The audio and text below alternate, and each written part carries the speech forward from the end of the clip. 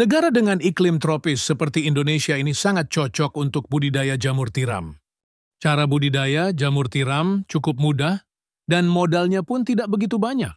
Bagian yang paling sulit saat ini untuk budidaya jamur tiram adalah membuat baglok, yakni media tanam yang sudah berisi bibit jamur.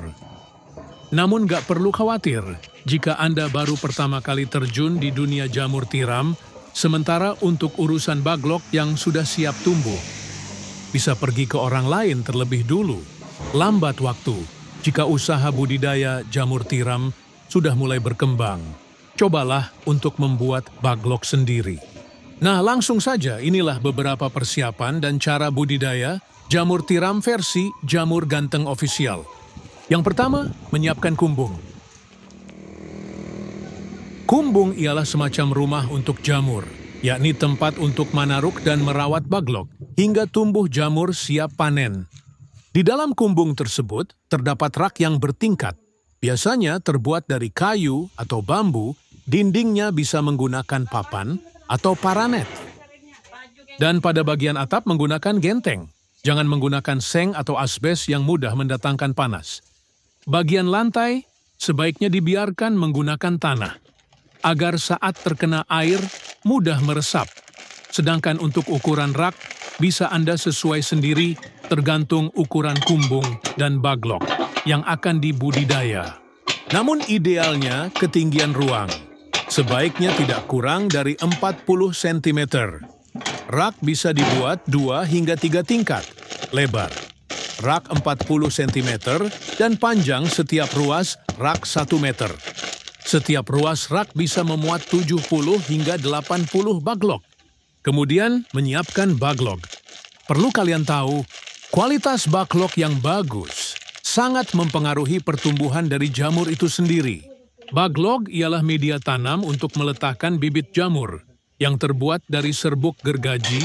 Serbuk kayu tersebut dimasukkan ke dalam plastik berbentuk silinder dan pada ujung plastik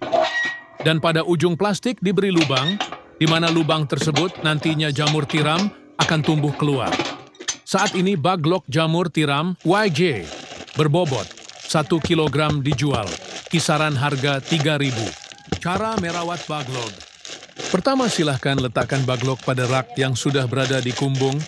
Anda bisa menyusunnya secara vertikal atau horizontal. Jika menyusun secara horizontal, berarti lubang baglok berhadapan ke samping. Sedangkan jika secara vertikal, maka lubang baglok menghadap ke atas.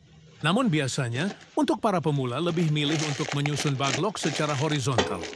Hal ini dilakukan agar tidak ada air yang masuk secara berlebihan saat nyiram baglok dan proses panen pun bisa lebih mudah.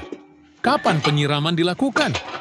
Penyiraman penyemprotan dilakukan setelah panen pertama jamur tiram. Baru dilakukan. Penyiraman biasanya dilakukan sebanyak 3 kali dalam sehari. Lakukan penyiraman dengan sprayer atau sistem kabut frekuensi.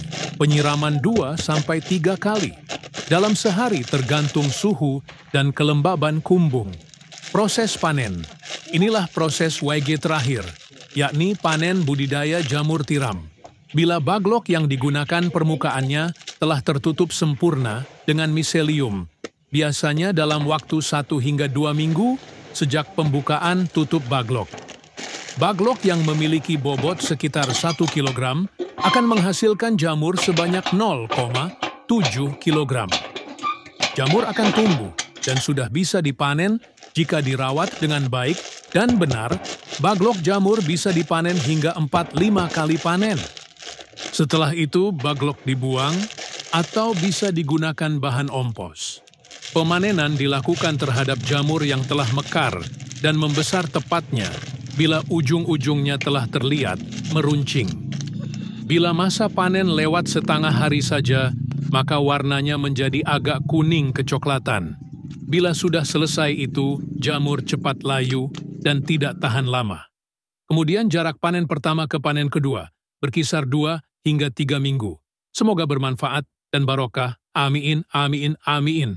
Monggo YJ minat mau usaha jamur tiram, bisa diorder baglok jamur tiramnya via 108 5259 352057 atau via Shopee Yayan Mushroom, gratis, konsultasi seputar dunia perjamuran, tidak usah khawatir, takut gagal siap dibimbing sampai berhasil.